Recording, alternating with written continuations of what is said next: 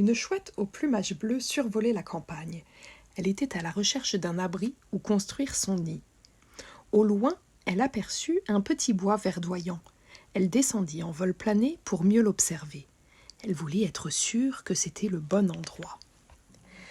Le bois était un vrai paradis, avec de grands arbres touffus. « Ce bosquet me convient tout à fait », dit la chouette en atterrissant dans une clairière. « C'est l'endroit idéal pour mener une vie paisible. » La chouette décida de construire son nid dans une haie feuillue.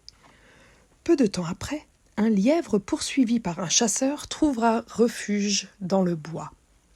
Dès que la chouette aperçut le lièvre, elle glapit furieuse. « Va-t'en, va-t'en, sors de mon bois !»« Comment pourrais-je te déranger ?» répliqua le lièvre. « Tu voles dans les airs tandis que je cours sur le sol.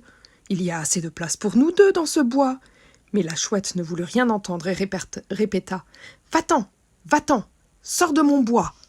Le lièvre n'était nullement décidé à partir, et il creusa son terrier entre les racines d'un gros arbre.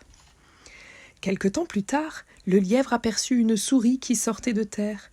Furieux, le lièvre couina. « Va-t'en, va-t'en, sors de mon bois !»« Comment pourrais-je te déranger ?» répliqua la souris. « Tu cours sur le sol tandis que je rampe sous terre. Il y a assez de place pour nous tous dans ce bois. » Mais le lièvre ne voulut rien entendre et répéta. « Va-t'en, va-t'en, sors de mon bois !» La souris était nullement décidée à partir, et elle continua à creuser de longues galeries. Le temps passait, beaucoup d'animaux avaient trouvé refuge dans le bois, mais chaque nouvel arrivant était accueilli par le même refrain hostile. « Va-t'en, va-t'en, sors de mon bois !» Aucun d'entre eux n'était cependant disposé à partir. Le bois offrait à chacun la place et la nourriture dont il avait besoin.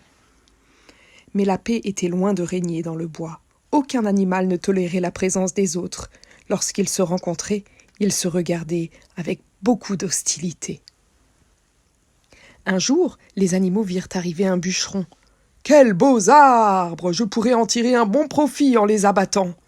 pensa le bûcheron en se frottant les mains. Et sous les coups de hache, les arbres tombèrent un à un. La chouette au plumage bleu comprit très vite ce qui était en train d'arriver. Du haut d'une branche, elle cria au bûcheron. « Va-t'en, va-t'en, sors de mon bois tout de suite !» À son tour, le lièvre sentit le danger et s'écria lui aussi. « Va-t'en, va-t'en, sors de mon bois !» La souris et les autres animaux accoururent et tout le monde protesta en chœur. « Va-t'en, va-t'en, sors de notre bois !» Devant tout ce charivari, le bûcheron prit peur, il jeta sa hache et s'enfuit. Le bois était sauvé. Ses habitants étaient tout joyeux d'avoir échappé au danger. Ils ne se regardaient plus avec hostilité et tous ensemble, ils firent la fête dans la clairière. Mais au même moment, le bûcheron était désolé. Plus question pour lui d'abattre des arbres, il avait perdu ses outils et il se retrouvait complètement démuni. Mais dans le bois, il y avait aussi beaucoup de branches mortes sur le sol, alors le bûcheron devint fagotier. Jour après jour, il transportait le bois mort sur son épaule. En peu de temps, il avait amassé une grande quantité de fagots.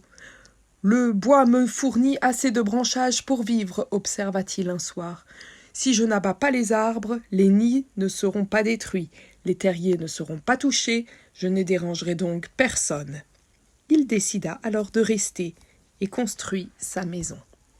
Le temps a passé, la pluie de l'automne a succédé au soleil de l'été, puis la neige a recouvert le bois qui maintenant abrite de nombreux hôtes. Jamais plus personne ne dit « mon bois », puisque le bois appartient à tout le monde.